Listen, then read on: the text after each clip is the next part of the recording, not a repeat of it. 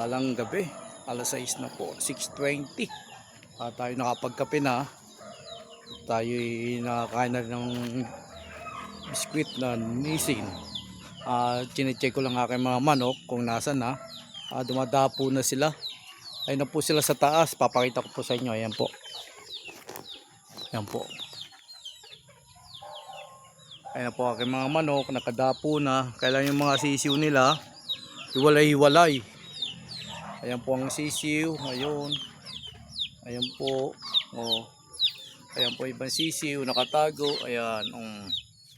Wala yung nanay nila. Ayan na. Oh. Ang nanay nila nasa taas na ng puno. Andun, iniwanan nila yung anak nila.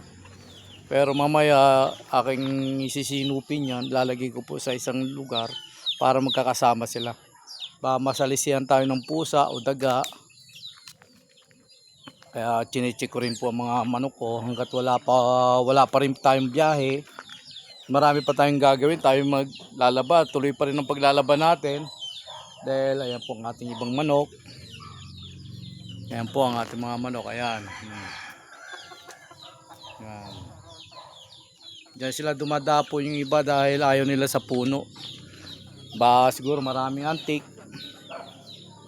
Kaya gusto nilang dumapo sa mga sa mga mabababa. Tuloy tayo sa ating paglalaba dahil yung paglalaba natin naputol po kanina dahil umalis tayo. Pumunta tayo ng Premier Silang.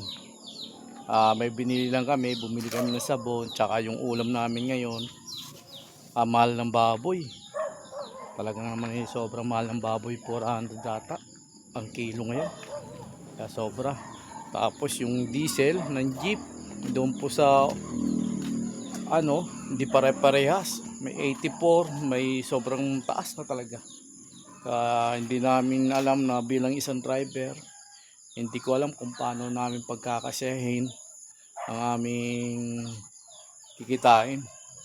Tapos magbaboundary ka pa, yung panggagas mo pa, pagkain mo pa. Hindi namin alam kung paano pagkakasyahin ang kikitain namin, lalo na po yung may mga nag-aaral na anak. Paano kaya yun? Ano kaya ang gagawin? Ito, marami pa po tayong hugasan naman. Ayan, yan ang hugasan natin. Tapos habang maghugas ako, ito, dami pa natin labahan. Papakita ko po sa inyo. Ayan po. Umiikot pa po yung ating washing machine. Ayan.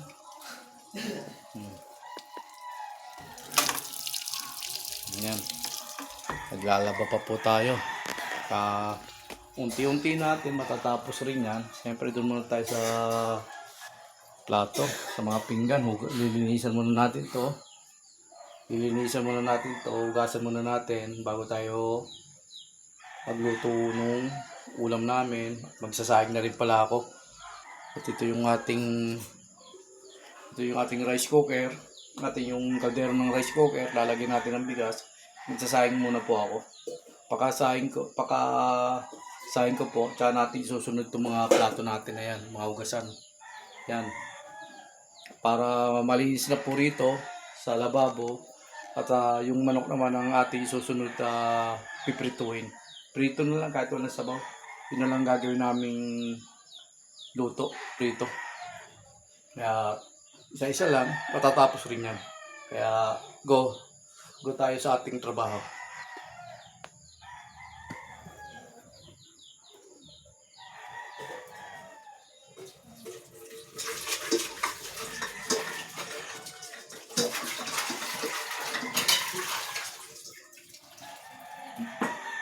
Tatakal na ako ng bigas para sa lulutuin namin. Tatakal na ako.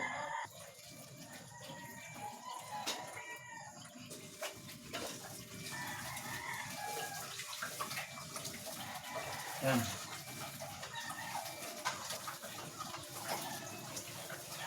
Ayan. Gugas na tayo ng bigas para luluto na natin ito.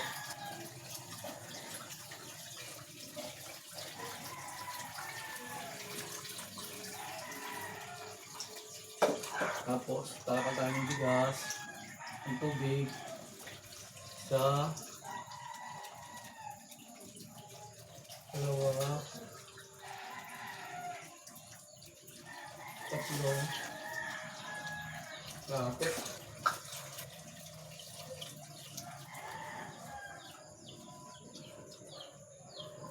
Basta natin ang puwet. Eh! Whitey!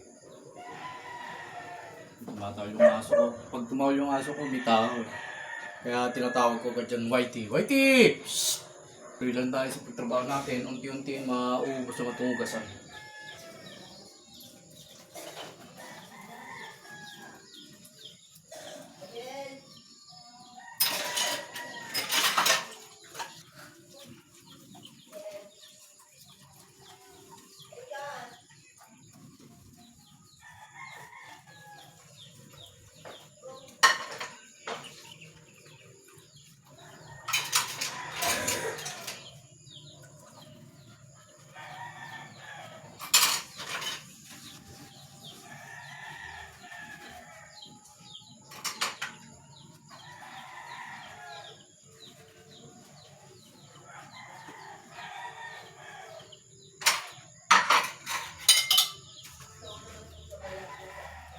Yan. Tapos naman ito, yung manok naman ang pipirtuin natin. Ulam namin ngayong gabi.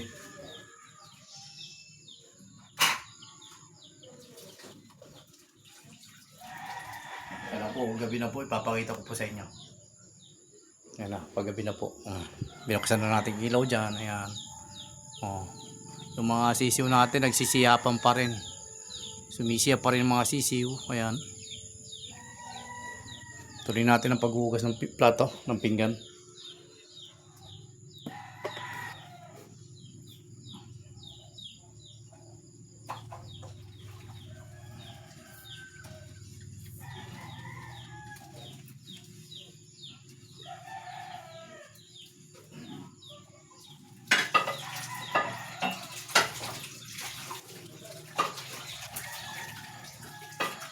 Isang pinggan lang po ang ginagamit ko.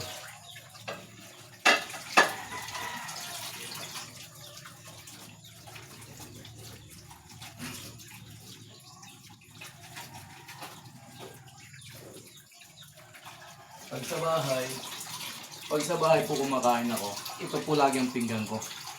Hindi po ako gumagamit ng ibang plato. Hindi ako gumagamit dito. Laging ito. Yan. Para bang nakasanayan ko na pag kumakain ako, ito ang gamit kong plato. Yung mababasagin.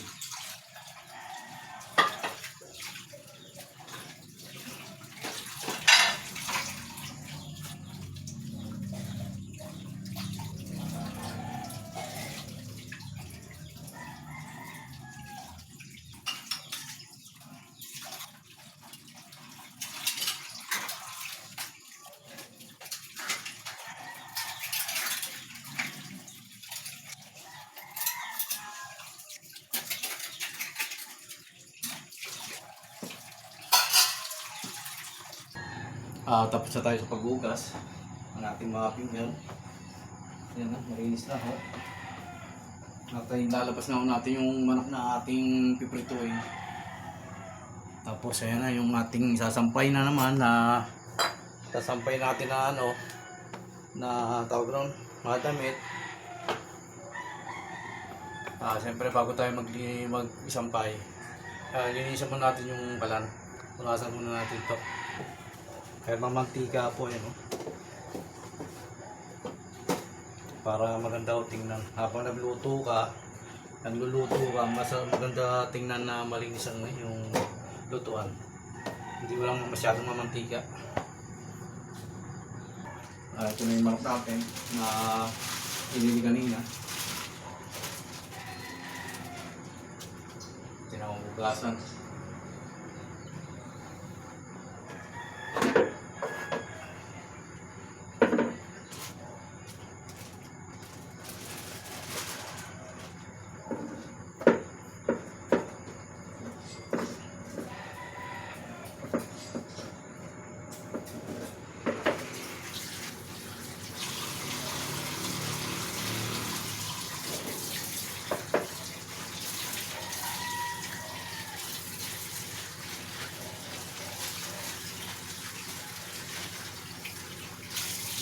Bawasan natin to para lagyan ulit natin ng manok na ano. Hindi naman natin uubusin to dahil marami to. Yan, 10 manok kasi to. Kaya kalahati siguro lulutuin natin.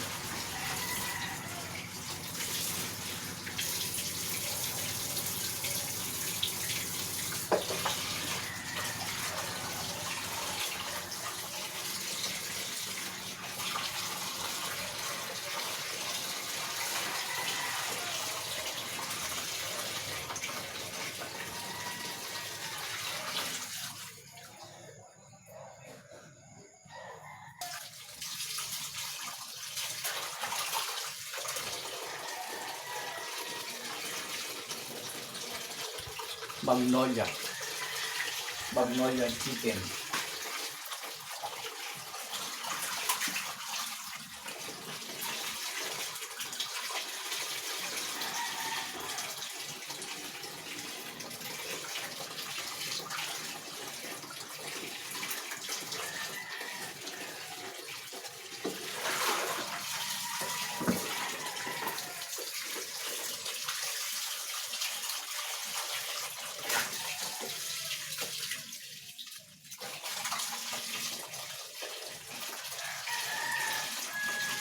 Babalik natin yung iba rito.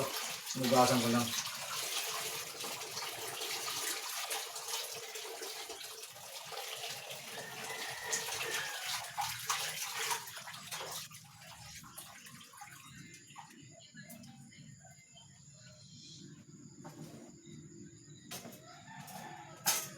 Patutuluin muna natin bago natin lagay dito sa plastic para hindi siya mag-yelo.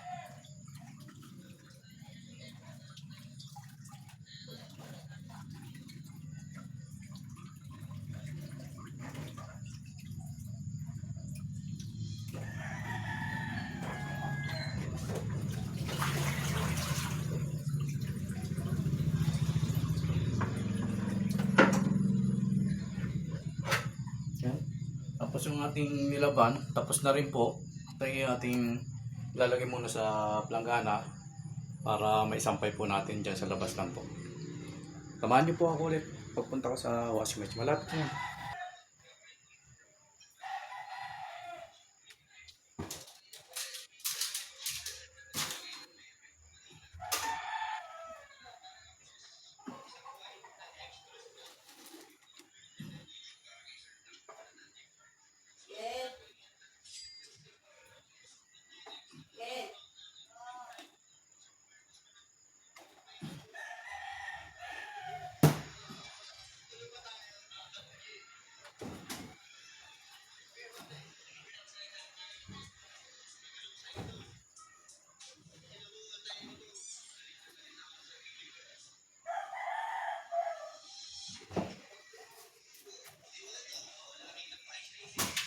Gogo, pinagpalang gabi, kaya ang kabayan.